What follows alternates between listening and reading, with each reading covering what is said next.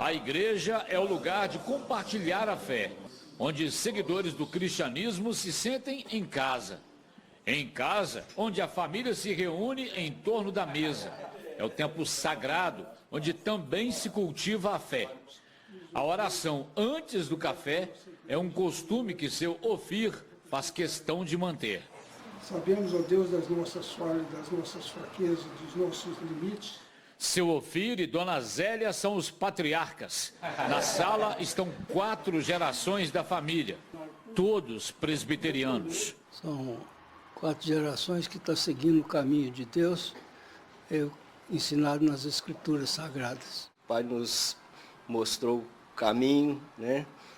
E nós conseguimos trilhar esse caminho juntamente com os nossos filhos também.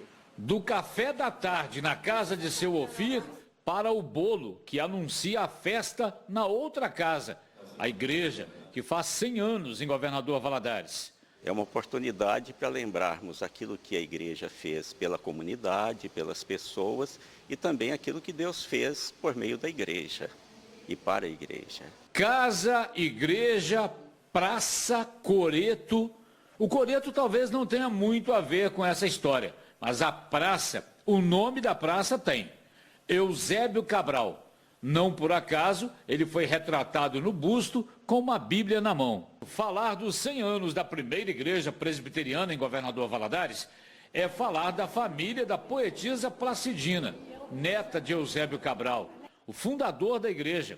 E ela ainda tem o mesmo nome da avó, Placidina, a mulher de Eusébio. Eu me sinto honrada de me chamar Placidina, o nome da minha avó. Nós temos uma recordação muito doce da nossa avó.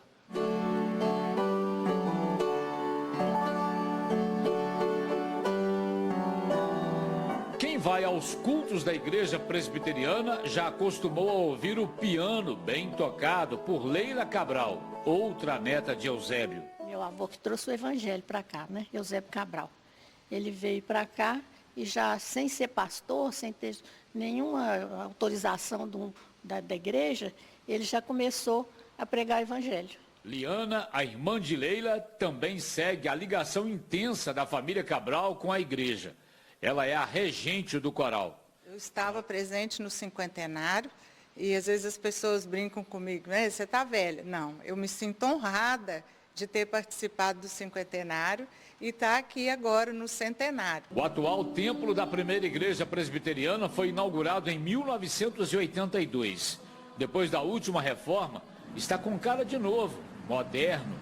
E falando em história, templo... Em 1938, Figueira deixou de ser distrito de Peçanha, se emancipou e virou cidade de Governador Valadares.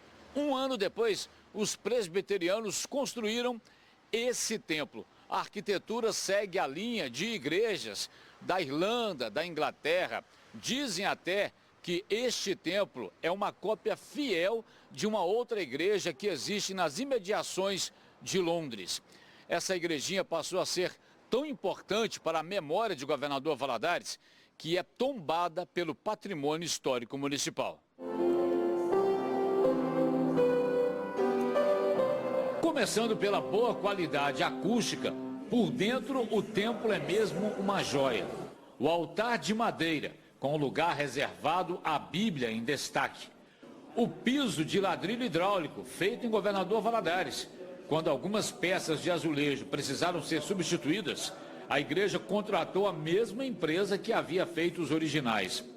O desenho da igreja lembra um navio. A simbologia, todos em Cristo foram abarcados pela salvação. O teto tem o formato de um barco invertido, com o fundo para baixo. Nas paredes, os orifícios circulares, em forma de escotilhos. A galeria cercada por tubos. Esse cercadinho aí tem uma curiosidade. Segundo a moral e os costumes da época, as mulheres não sentavam-se à galeria, né? Porque era passível de, usando saias, poderem vir as suas pernas, ou seja, não era muito compostura, não era uma boa compostura naquela época. Ou seja, decidiu-se por velar essa parte da igreja com um pequeno muro, que foi retirado quase 50 anos depois na reforma que foi feita, colocando tudo direitinho conforme eram as fotos antigas. Outra curiosidade é que a igreja foi construída em forma de uma letra L, e é nesse cantinho onde ficava o coro.